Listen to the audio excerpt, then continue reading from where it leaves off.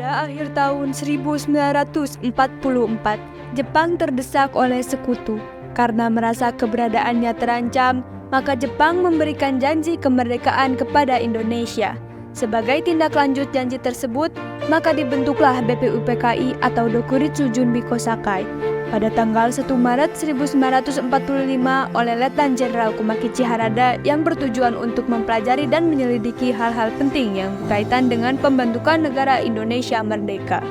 Rajiman Widyodiningrat dilantik sebagai ketua dan sebagai wakilnya adalah Ichibanga Seyoshio dari Jepang dan Suroso dari Indonesia. BPUPKI pun mengadakan sidang pertama pada tanggal 29 Mei sampai 1 Juni 1945 dengan agenda merumuskan dasar negara Indonesia merdeka. Sidang pertama bertempat di Gedung Churo Sang-in atau Gedung Pancasila yang dihadiri oleh ketua dan wakil serta anggota BPUPKI yang berjumlah 67 orang. Rajiman, Ichibangase, Suroso beserta para anggota duduk di tempat sidang yang telah tersedia.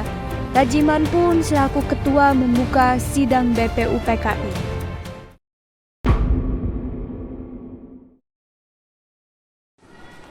Assalamualaikum warahmatullahi wabarakatuh. Waalaikumsalam. Saudara-saudara sekalian, terima kasih sudah hadir di tempat ini. Pertama, saya selaku ketua akan memimpin jalan sidang ini. Di samping saya adalah seorang perwakilan dari Jepang dan satu lagi perwakilan dari Indonesia. Saudara-saudara sekalian, kita berkumpul di gedung ini dalam rangka merumuskan sebuah landasan untuk mengokoh negara yang akan dibangun bersama. Untuk itu, marilah kita buka sidang pertama ini dengan agenda membahas dasar negara.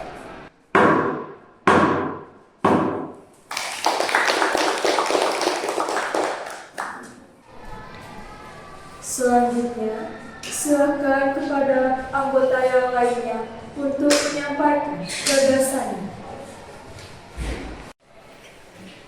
Saudara-saudara sekalian, saya ucapkan terima kasih karena telah memberikan kesempatan untuk menyampaikan pidato singkat ini. Saya ingin menyampaikan gagasan saya tentang dasar negara.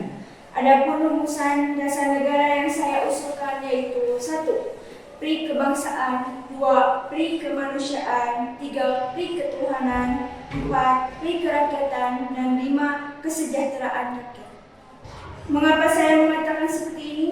Itu karena fondasi dari dasar negara adalah bangsa, di mana bangsa kita ini peduli kepada sesama yang mencerminkan sikap kemanusiaan. Sikap bangsa kita pula yang memegang teguh toleransi dalam beragama, yang hal ini merupakan cerminan dalam pri ketuhanan. Dan juga rakyat kita ini merupakan rakyat yang suka kebersamaan, sehingga hal ini dapat mewujudkan kesejahteraan rakyat. Itulah usulan dari saya, mohon dipertimbangkan. Terima kasih. Selanjutnya, silakan saudara sekalian yang ingin menyumbangkan ide dan gagasannya dalam perumusan dasar negara ini. Saya harap saudara-saudara sekalian ikut berpartisipasi menyampaikan gagasan untuk membangun negara ini. Terima kasih kepada ketua beserta wakilnya telah memberikan saya kesempatan untuk menyampaikan pandangan saya. Adapun rumusan yang saya usulkan yaitu yang pertama tentang persatuan, kedua kekeluargaan, ketiga keseimbangan lahir dan batin, keempat musyawarah, dan kelima keadilan rakyat. Demikian usulan yang dapat saya sampaikan. Terima kasih. Silakan anggota lain untuk menyampaikan gagasan tentang dasar negara. Saudara-saudara sekalian, setelah memikirkan ini semalaman, saya berpendapat bahwa dasar negara kita harus berdasarkan kepada kebangsaan Indonesia, kedua internasionalisme atau pri kemanusiaan, ketiga mufakat atau demokrasi, keempat kesejahteraan sosial, dan yang terakhir ketuhanan dan kebudayaan. Saudara-saudara, dasar-dasar negara telah saya usulkan. Usulannya ada 5. Saya memberi usul untuk memberi nama kelima dasar negara tersebut adalah Pancadharma. Namun nama Panca Dharma ternyata tidak dapat di sini karena Dharma berarti kewajiban. Sedangkan kita membicarakan dasar. Setelah saya mendapatkan saran dari teman saya, akhirnya saya memberikan nama kelima dasar negara ini, yaitu Pancasila. Panca artinya 5 dan sila artinya asas atau dasar. Di atas kelima dasar itulah kita mendirikan negara Indonesia kekal dan abadi. Barangkali ada saudara-saudara yang tidak suka akan bilangan yang 5 ini. Saya boleh peras sehingga tinggal 3 saja disebut Trisila. Yang pertama, sosio-nasionalisme. Kedua, sosio-demokrati dan ketuhanan. Dan jika saya peras lagi akan menjadi 1, dinamakan sosio-nasionalisme. Apakah saudara-saudara sekalian dengan ini setuju dengan usulan saya? Silahkan kemukakan pendapat Anda. Terima kasih, itulah rumusan menurut saya. Bagaimana Pak Ketua? Apakah usulan nama Pancasila atau Trisila bisa diterima? Baiklah, silakan kepada hadirin anggota sidang untuk menyampaikan pendapat tentang usulan nama Pancasila yang disampaikan oleh Insinyur Soekarno.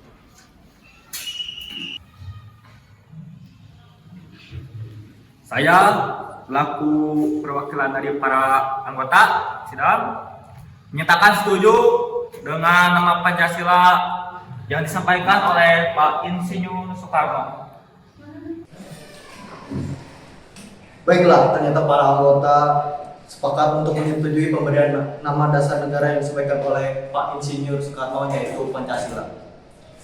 Saya rasa usulan nama yang diberikan Pak Soekarno ada benar. Hadirin, ada beberapa hal yang akan disampaikan oleh wakil dari Jepang. Silakan Mr. Ichiban Mase.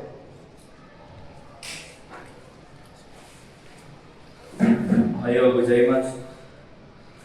Hadirin,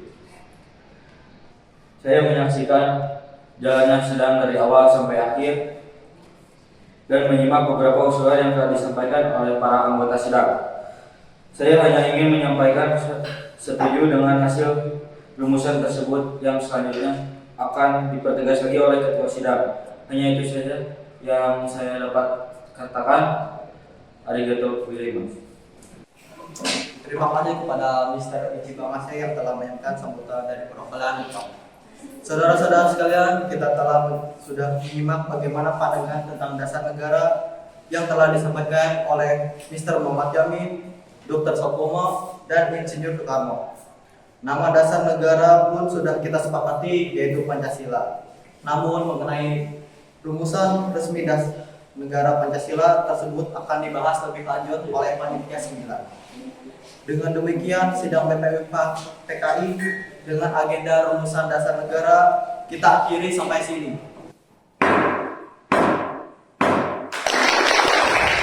Sidang BPU PKI pertama yang dilaksanakan pada tanggal 29 Mei sampai 1 Juni 1945 dengan agenda merumuskan dasar negara berakhir. Selanjutnya, dasar negara tersebut dibahas dalam sidang yang dilakukan oleh Panitia 9. Sebagai ketua dipilih Insinyur Soekarno dan anggotanya terdiri dari Muhammad Hatta, A.A. Maramis, Abdul Kahar Muzakir, Ahmad Subarjo, Nuh Yamin, Haji Agus Salim, Kiai Haji Wahid Hasim, dan Abi Kusno Cokro Suyoso. Panitia 9 menghasilkan sebuah rumusan dasar negara yang terdapat dalam pembukaan Piagam Jakarta atau disebut juga Jakarta Charter.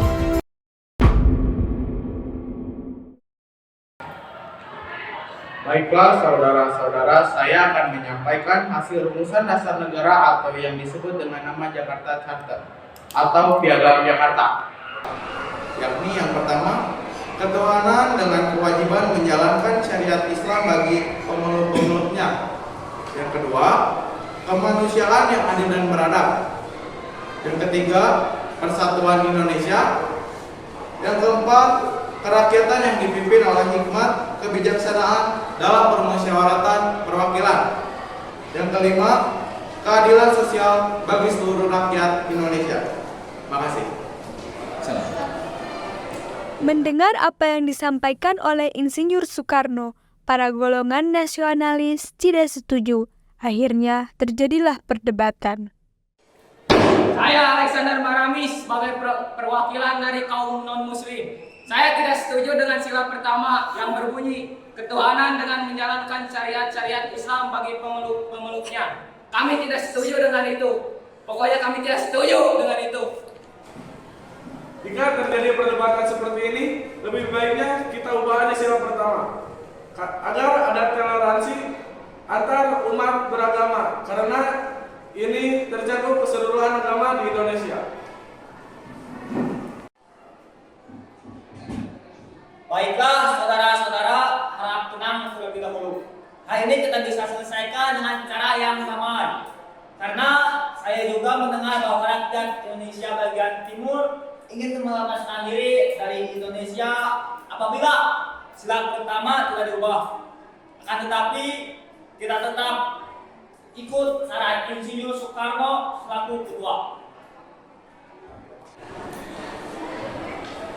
Baiklah, saya selaku ketua akan menyampaikan bahwa sila pertama yang awalnya berbunyi ketuhanan dengan kewajiban menjalankan syariat Islam bagi pemeluk-pemeluknya diubah menjadi ketuhanan yang Maha Esa.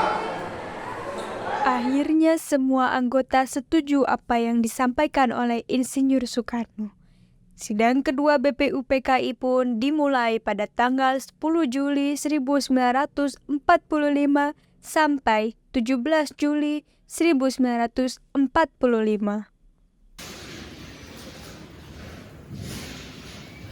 Selamat pagi, salam sejahtera bagi kita semua. Yang terhormat panitia dan anggota Yugito Sakai. Yang berbahagia, marilah kita panjatkan puji dan syukur atas kehadiran Tuhan Yang Maha Esa. Bahwa kita semua di sini dapat hadir dengan tidak adanya alasan. Saya selaku ketua mengucapkan terima kasih yang sebesar-besarnya atas kehadiran tuan-tuan sekalian. Dengan sambutan pembukaan ini, saya umumkan bahwa sidang BPUPKI yang kedua telah dibuka. Sekian sambutan yang dapat saya sampaikan. Mohon maaf bila ada kata-kata yang salah. Sekian dari saya. Terima kasih. Tuan Ketua, saya di sini akan menyampaikan usulan-usulan yang telah saya terima selaku Ketua Panitia Khusus yang telah dibuat pada sidang BPUPKI yang pertama. Usulan-usulan yang dapat saya terima adalah: 1. Meminta mereka selekas-lekasnya. Yang kedua, mengenai dasar negara. Yang ketiga, mengenai unifikasi atau federasi. Yang keempat, tentang keuangan. Yang kelima, tentang agama dan negara. Yang keenam, tentang pembela negara. Yang ketujuh, tentang warga negara. Yang kedelapan, tentang bentuk negara dan kepala negara. Yang kesembilan, tentang daerah. Terima kasih. Paduka Tuan Ketua, saya juga akan mengumumkan adanya tambahan beberapa anggota. Di antara yang lain adalah Abdul Fatah Hasan, lalu ada Asikin Negara, Suryo Hadimio Joyo, lalu kemudian Muhammad Nur Besar, dan kemudian disusul oleh Abdul Kapar. Sekian yang dapat saya umumkan. Saya mohon dari tuan-tuan anggota sekalian, oleh karena kita menghadapi saat yang suci, baiklah kita mengeningkan cipta supaya kita dipengaruhi oleh sesuatu yang suci dengan hati yang ikhlas.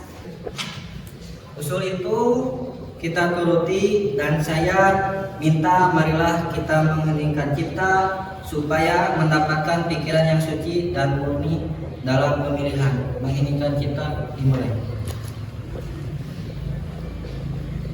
Selesai. Bagi seluruh anggota, alangkah baiknya kita baca doa di dalam hati, baca doa menurut kepercayaan masing-masing agar sidang BPUPKI yang kedua diberi kelancaran. Berdoa dimulai. Para anggota BPUPKI mulai berdoa menurut agama dan keyakinan masing-masing. Mari kita mulai pemungutan suara dengan cara seperti ini. Mengapa sengaja voting? Mengapa tidak musyawarah mufakat saja? Karena dengan voting kita bisa memutuskan masalah dengan adil. Marilah tuan-tuan kita lakukan voting untuk menentukan bentuk negara, sudah itu dilakukan pemungutan suara.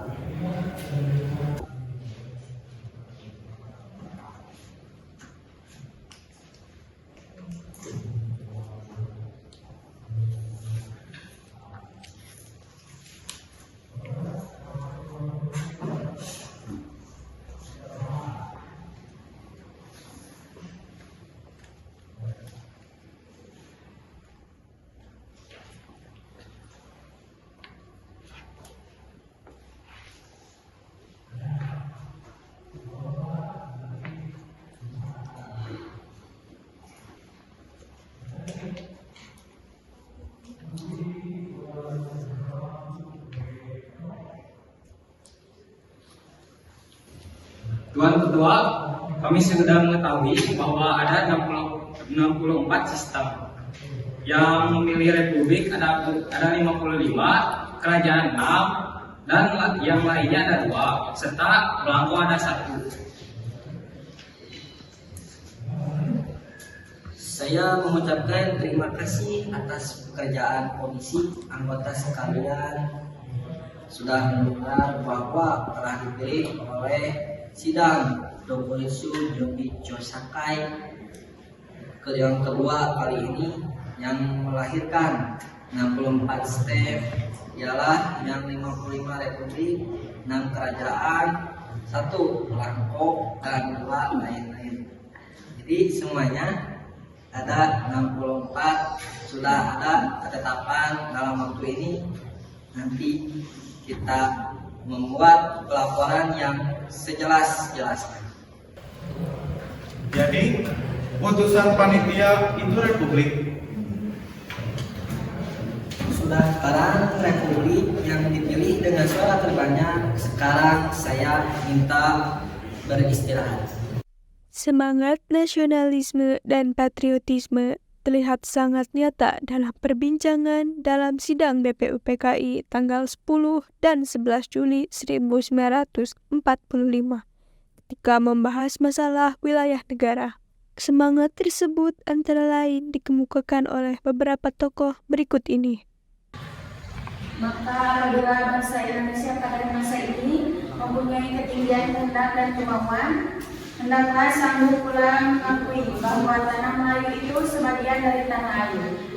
Tanah Papua itu sumber kekayaan kita. Oleh karena itu, saya setuju bahwa dalam menentukan batas halaman tanah air hendaklah kita berpikir dengan sebaik-baiknya. Janganlah didasarkan pada soal apakah kita sanggup atau tidak, tetapi pula apakah akan timbul kesanggupan akan merdeka atau tidak.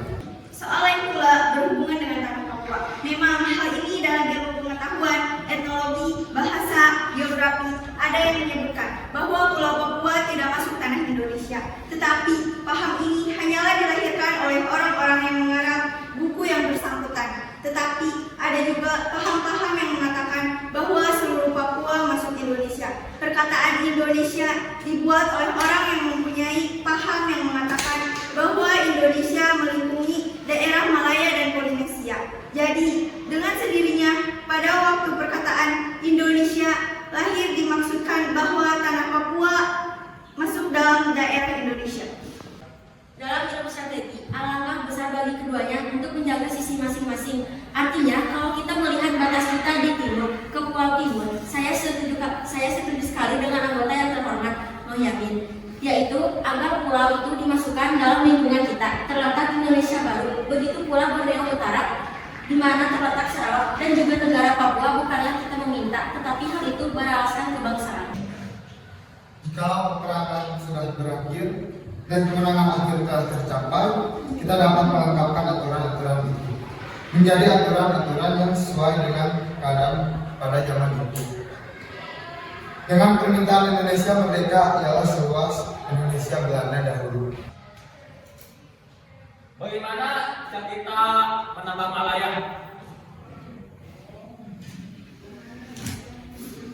Ya, kita juga harus menambah Borneo Utara supaya masuk wilayah Indonesia.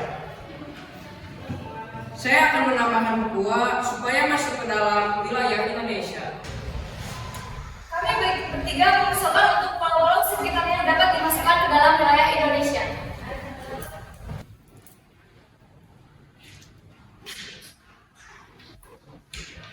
Pada Patuan Kedua, Undang-Undang Dasar Negara manapun tidak dapat dimengerti sungguh-sungguh.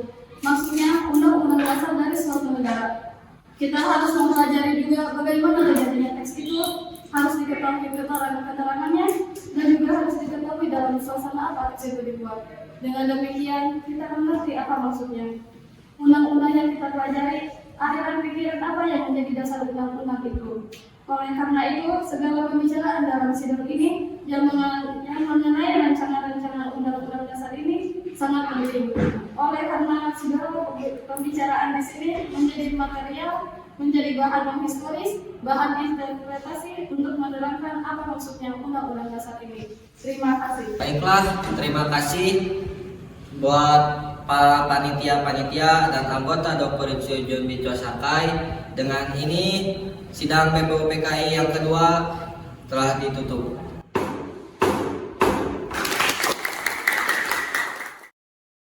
Naskah undang-undang akhirnya diterima dengan bulat pada saat sidang BPUPKI tanggal 16 Juli 1945.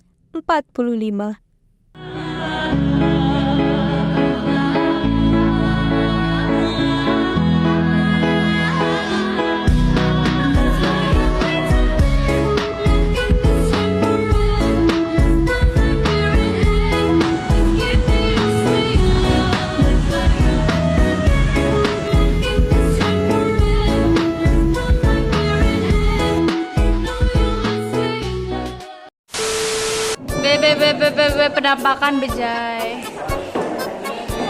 Kamu cewek deh.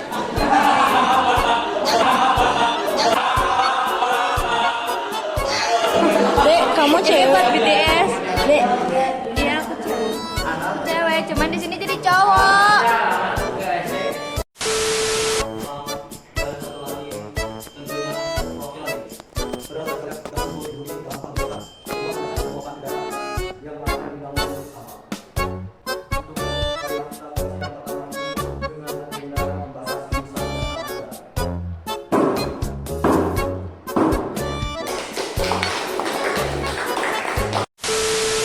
Sapuan olah. Bagaimana Bang Gilang perasaan Anda behind the scene? Pusing guys. Ada liur. Bagaimana Bang Paran? Hah? Bagaimana BTS-nya kali ini? Bentar dulu, lagi Oh iya, bentar.